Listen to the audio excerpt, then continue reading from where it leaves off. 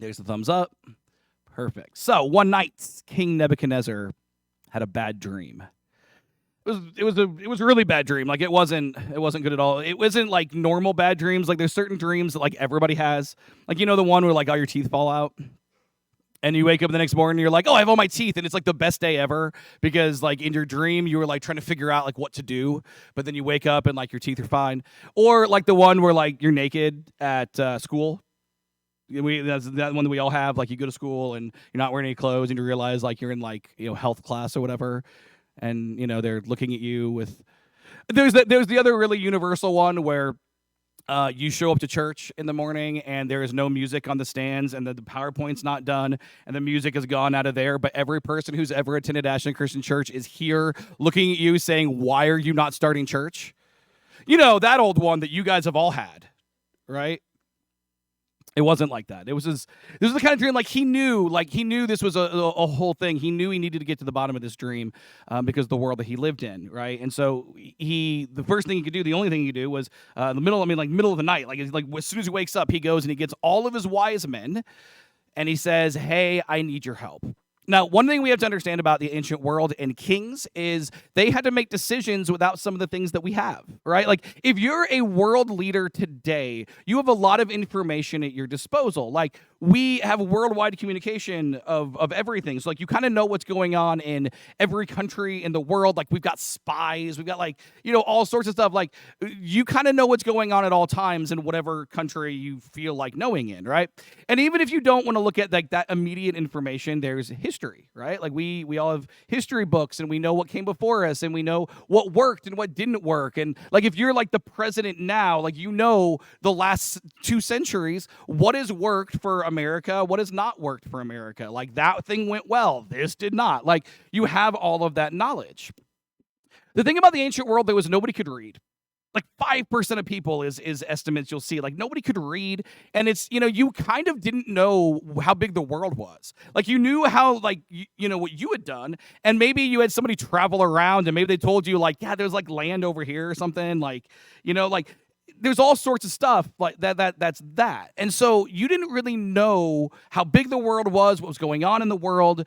You didn't know what had happened, what had worked for kings before you. There's just a lot of kind of grasping in the dark.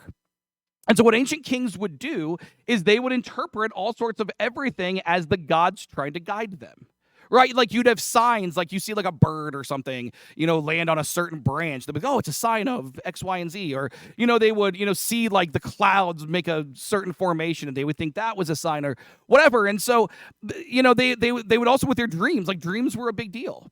They would have a dream and they would think, oh, the gods must be communicating to us through my dreams. And so there was this whole thing like kings, it was really, really common. Kings would have kind of an entire, a whole group of people that they could rely on. People that were like astrologers who would read the stars and diviners who would read, signs from the dead or whatever. And, they would have just all sorts of people, sorcery. I mean, like it wasn't awesome stuff, but it was kind of the best they could do. And so part of that was if you were somebody who was a leader who had a dream and you thought the gods were telling you, something, you would go to your wise people, your wise men, and you would say, hey, I had this dream. And they would go like for real, like they had these books, like dream books. There was literature. They would go and they'd say, oh, well, you dreamed about X, Y, and Z, and that therefore the gods are telling you, X, Y, and Z, right? That's how it worked. And so it was pretty normal. Like it wasn't this like crazy notion for a king like Nebuchadnezzar, the king of Babylon, to go and say, hey, I had this crazy dream. I need you guys to interpret it. And the wise men to say, yeah, no problem. Tell us the dream, and that'll be that. This particular dream, though, for King Nebuchadnezzar, he didn't think, like it scared him. He was scared of this dream. He didn't know what this dream meant. He didn't know, he knew it was important, but he didn't know in what way it was important. And so he went to his people and he said, hey, I need you guys to interpret this dream. And the people were like, great, no problem. Tell us what the dream was and we'll interpret it. And he's like, well, see, here's the thing. I want to make sure that you guys are telling me the truth. I want to make sure that you guys are actually telling me the will of the gods. How will I know if I tell you the dream that you won't just tell me what I want to hear? How will I know that you're being honest? How will I know that you guys are on my side? He had interpreted this dream as being something about like his kingdom and like national security, and like he had interpreted it as being something that was really, really dangerous. And so he needed to know what it was, but he needed to know that the people who were telling him were on his side. And so he told them, he said, hey, what I needed to do this time, if you guys know your stuff, if you're really astrologers and sorcerers and magic, if like you're really magic people, this shouldn't be a problem. I need you to tell me psychically what the dream was. And then tell me what it means. And the wise men were like, well, that's going to be a problem because that's not how it works. We're just dudes with this book over here.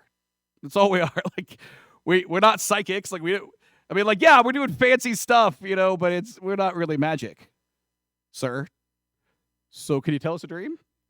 And King Nebuchadnezzar is like, no, look, I'll tell you what, if you can't do this, then I am realizing in this moment that my wise men are all worthless. If you can't tell me my dream and then tell me the meaning, I'm just going to kill you. And I'm going to kill your families because, well, I'm King Nebuchadnezzar. I'm not the good guy in the story. I'm going to kill you and your families, and I'll just replace you with a new wise men. And the wise men were like, okay, well, we don't like that plan. Not what we had on our agenda for the evening. So could you just give us a hint? Like, give us something? And they kind of go back and forth. And finally, King Nebuchadnezzar's like, you guys are all terrible. You're all worthless. I have no wise men. I have no advisors who are helpful. Gather them all together for a mass execution tonight. Again, Nebuchadnezzar, not the good guy in the story.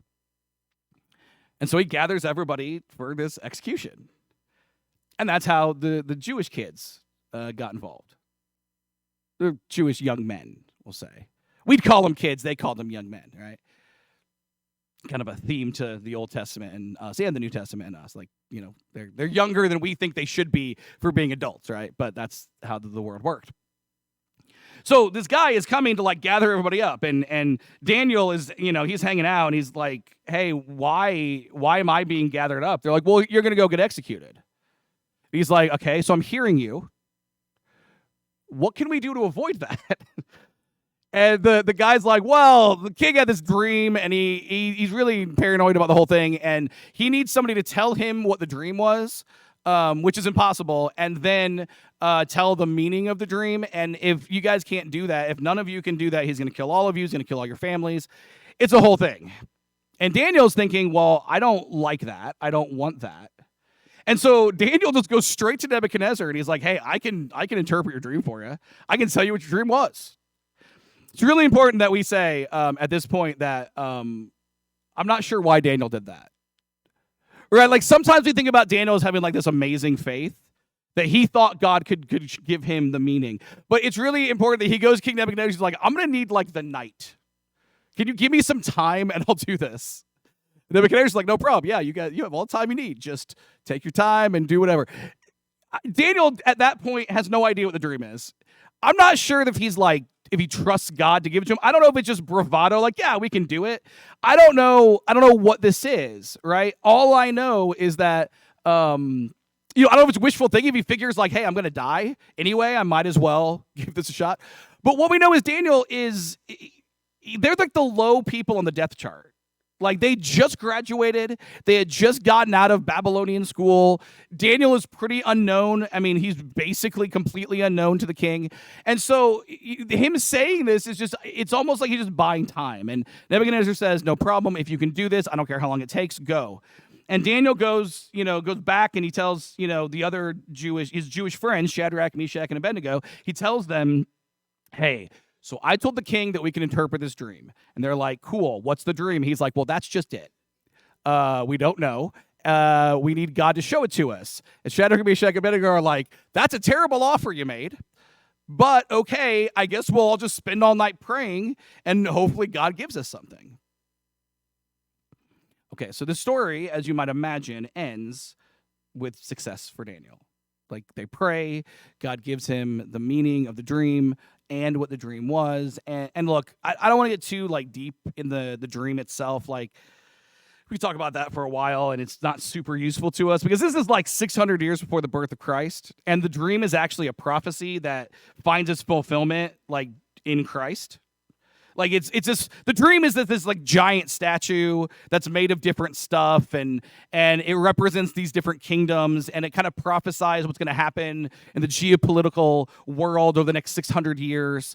And it basically is like, hey, Nebuchadnezzar, number one, your time is limited, your kingdom will end, but also, hey, like you guys are the best ones, you should be responsible as what over with the time of what you're doing. It's a whole thing. What we need to know is that Nebuchadnezzar was very, very happy with Daniel's interpretation of the dream, and that this is what happened. This is in the book of Daniel. This was Nebuchadnezzar's, this is what he does after he finds out the dream from Daniel, and then here's the interpretation, and it's a good one for him. And this is what we read in Daniel chapter 2. It says, "Then King Nebuchadnezzar threw himself down before Daniel and worshipped him. And he commanded his people to offer sacrifices and burn sweet incense before him. The king said to Daniel, 'Truly your God is the greatest of gods, the Lord over kings, a revealer of mysteries, for you have been able to reveal this secret.' Then the king appointed Daniel to a high position and gave him many valuable gifts. He made Daniel ruler over the whole province of Babylon, as well as chief over all his wise men. At Daniel's request, the king appointed Shadrach, Meshach, and Abednego to be in charge of all the affairs of the province of Babylon, while Daniel remained in the king's court." Okay. This is basically the dream thing is basically the origin story of how Daniel gets to be Daniel and how Shadrach, Meshach, and Abednego become Shadrach, Meshach, and Abednego. We started a couple weeks ago talking about hey, they were in this Babylon school. They were doing that. And then last week we were like, hey, they all have high positions. Well, this is the incident that gave them the really, really high positions in the kingdom. That Daniel is like an advisor. He's in the king's court. He's an advisor to the king now. He's in charge. Like he is the top guy over all of the wise men. Shadrach, Meshach, and Abednego, because they got a friend in high places, they get this amazing job that's like over this whole region. And it's awesome and it's amazing. And that's the origin story of how they get to that really great place. It's also probably the origin story of what King Nebuchadnezzar was doing with the statue, right? As we talked about last week, King Nebuchadnezzar builds this statue, like it's a 90-foot tall statue. And in the dream, it was a statue, same thing, right? So it's like he's acting out this dream, like, hey, that's a good idea. Let's build a statue.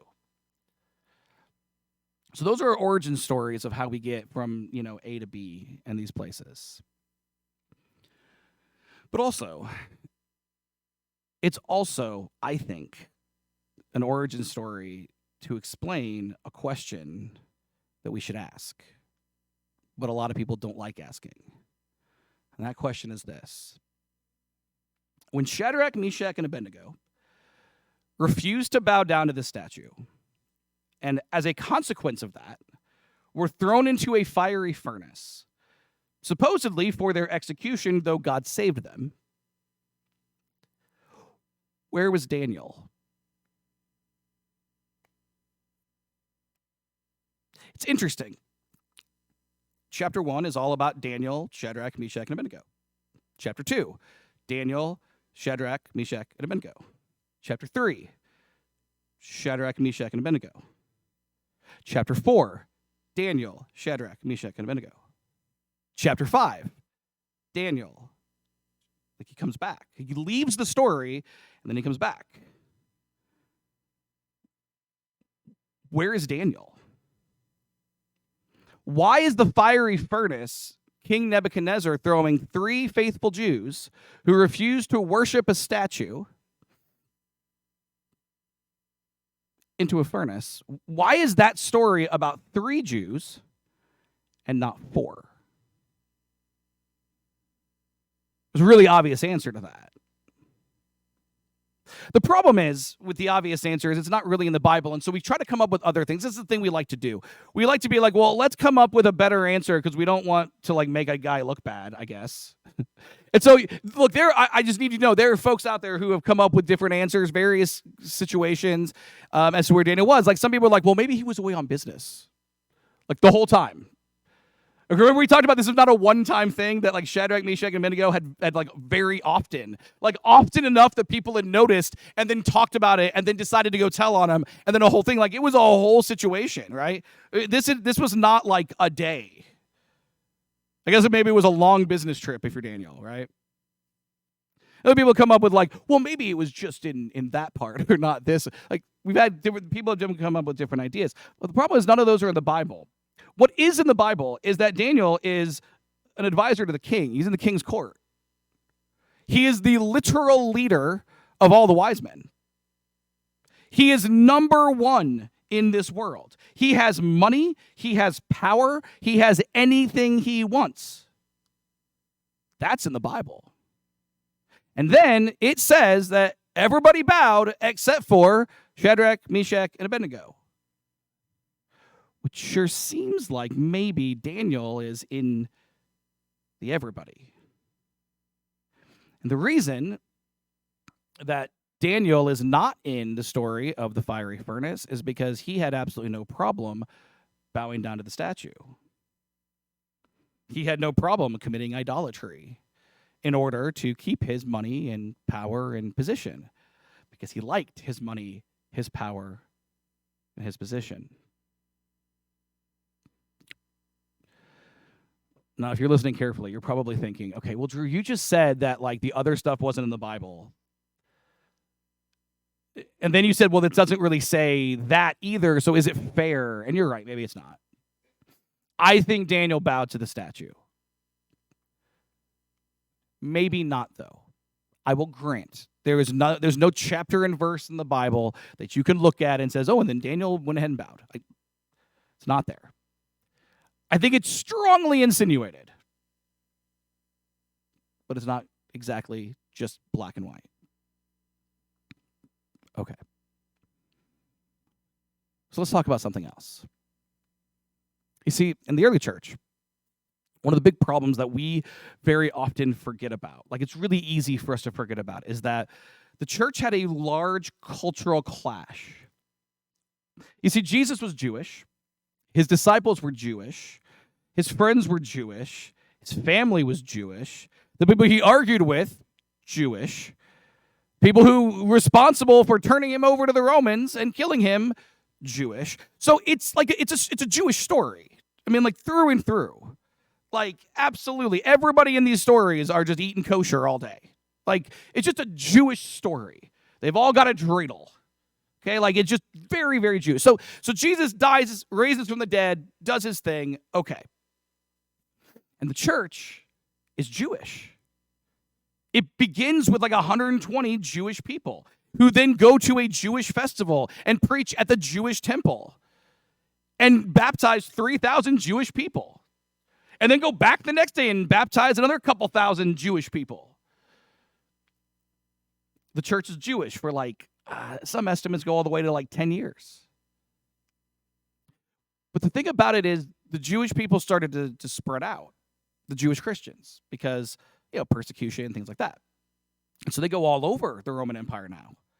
And they take with them their faith and their religion, and they'll tell like their neighbors, like they've got a neighbor who's not Jewish, like, hey, what religion are you? They're like, well, we're Jewish, but we follow this Jesus guy. They're like, cool, tell us about Jesus. And then they're like, hey, I would actually, like, Jesus seems pretty neat. I want to also follow Jesus. How do I do that? And the question is, are you allowed to? Right? Like, are you allowed to not be Jewish and be a Christian? I know for those of us for today, like Christianity is like 99% not Jewish. So like it seems like a silly conversation to us, but in the first century it was the conversation because they were trying to figure out what does it actually mean to follow Jesus? Do we need to be circumcised? Do we need to go to the temple? Do we need to keep kosher? Do we need to follow the law? Like what does this mean? And nobody really had answers because usually you would look to like Jesus, but Jesus is dead and raised from the dead and ascended to heaven. You can't just ask him anymore. And you would ask the disciples and the apostles, the leaders, and you kind of get the impression that they were like, Jesus didn't equip us for that. And so there was some disagreement.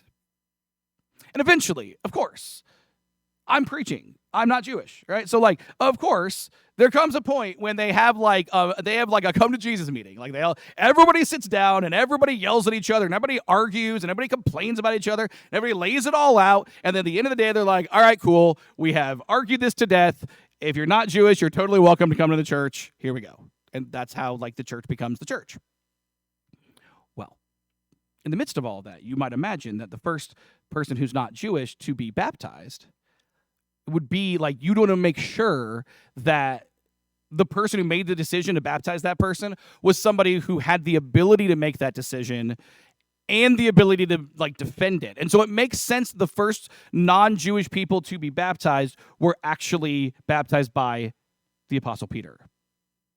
Like that makes sense. So there's a story in the book of Acts about the Apostle Peter baptizing this Roman soldier and his family. His name's Cornelius, and there's this whole thing. And this is at the very beginning of that story. In the book of Acts, chapter 10. It says, they arrived in Caesarea the following day. Cornelius was waiting for them and had called together his relatives and close friends.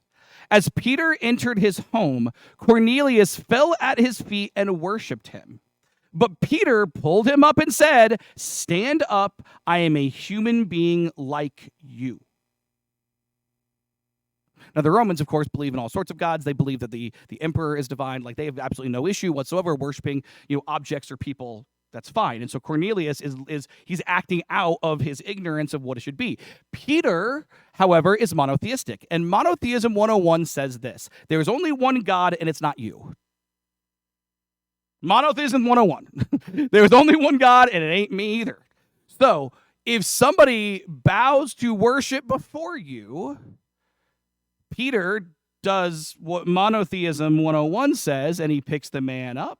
He very cheerfully says, I'm just like you, don't you worry. And then they go and they talk about Jesus, and they all get baptized. Question: is that what Daniel did? Go back to that last verse we did, wherever that is. Then King Nebuchadnezzar threw himself down before Daniel and worshipped him, and he commanded his people to offer sacrifices and burn sweet incense before him. Not only did King Nebuchadnezzar drop to his knees to worship Daniel, but they killed something for it. That's a sacrifice, right, guys?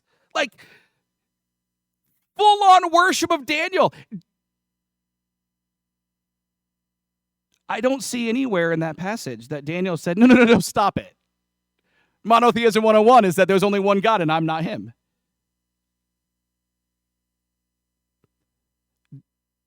Daniel accepted the worship of King Nebuchadnezzar. And I need you guys to know, there's a few different ways of committing idolatry.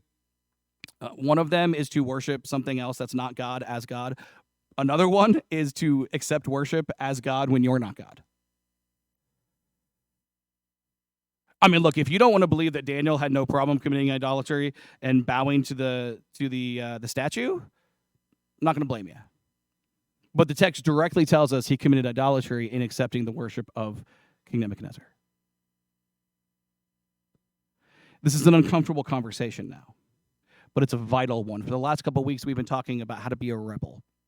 And what we've talked about is how the leaders of the world are corrupt, that they're sinful, that they don't have like our best interests in mind, right? And we've talked about that. Like, it doesn't matter what you believe in, what your ideology is, how you vote. That's true for somebody. Like, like whatever it is, like however you see the world, there are people of which I'm talking and I'm telling the truth. But see, now we get to this story and we are brought to a really uncomfortable place because, like I said, Nebuchadnezzar is not the good guy in the story. The good guy in the story has been Daniel. And yet I must ask the question, what is the difference between Nebuchadnezzar and Daniel? Nebuchadnezzar has conquered Israel because he likes money, power, and wealth. Daniel accepts worship because he likes money, power, and wealth. Nebuchadnezzar is everything he does is to, be about himself. Daniel, I'll be honest, I don't see a whole lot here that's not about Daniel. It is a very thin line between the good guy in our story and the bad guy in our story. It's almost like neither one of them is the good guy or the bad guy. They're just guys. And if that's true of Daniel, I'm not Daniel. Like, I'm not a prophet. I don't have a Bible book named after me. I'm not a better man of God than Daniel. And neither are you. And yet, Daniel sinned horribly. Even if you don't want to believe he knelt, he accepted worship.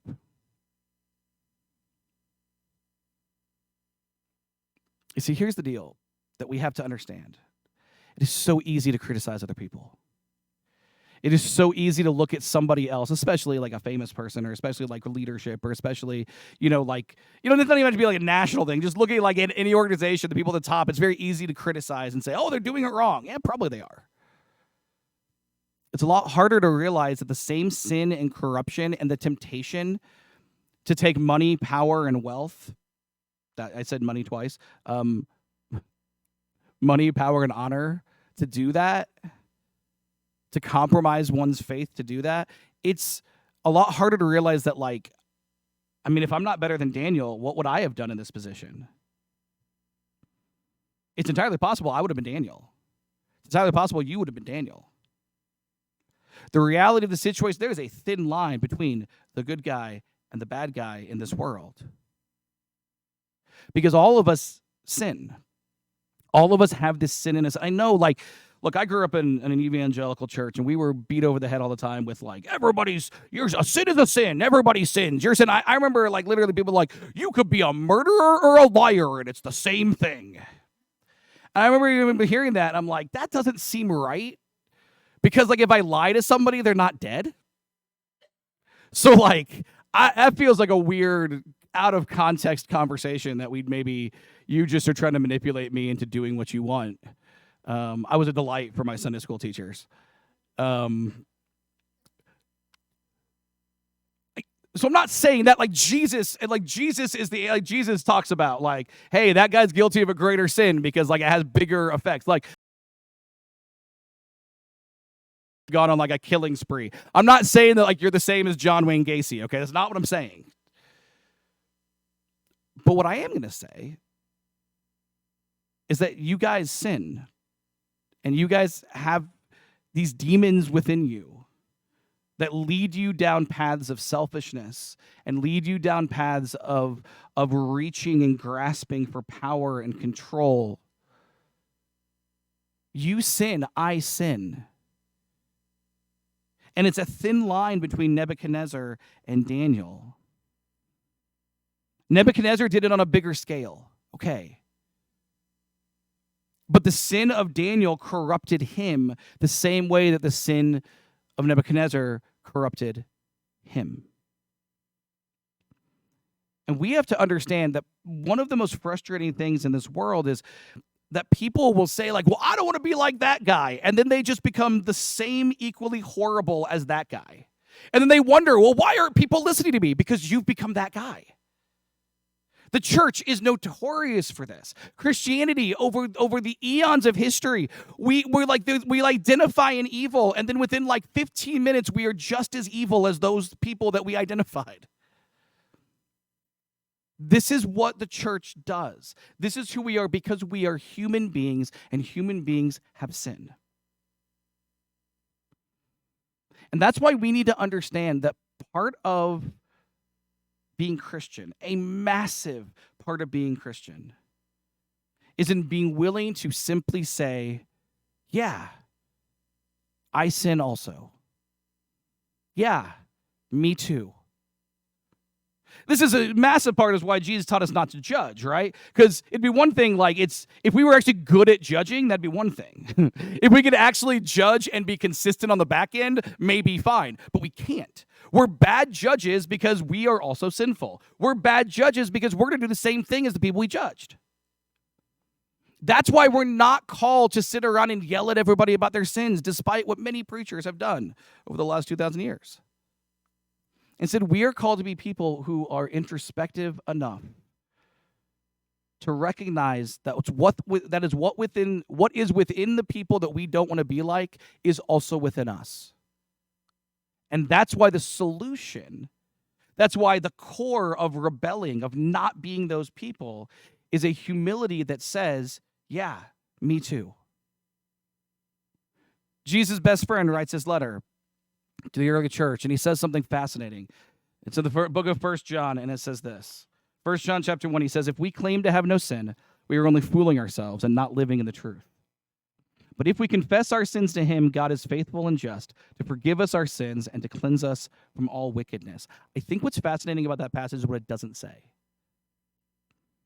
That passage doesn't even say if we ask God for forgiveness, he'll forgive us. I didn't see it. Like we think about like, oh, I would be forgiven, Lord, forgive us. We think about like asking. That's not what that passage says. What that passage says is that God forgives you when you recognize your need for forgiveness. It's not about asking God for forgiveness. It's about recognizing that you yourself need to be forgiven. God's forgiveness is for those who recognize their need of forgiveness. Which is why Daniel's story is not over. We have one more week of the series. We haven't even gotten to the famous Daniel thing yet, right?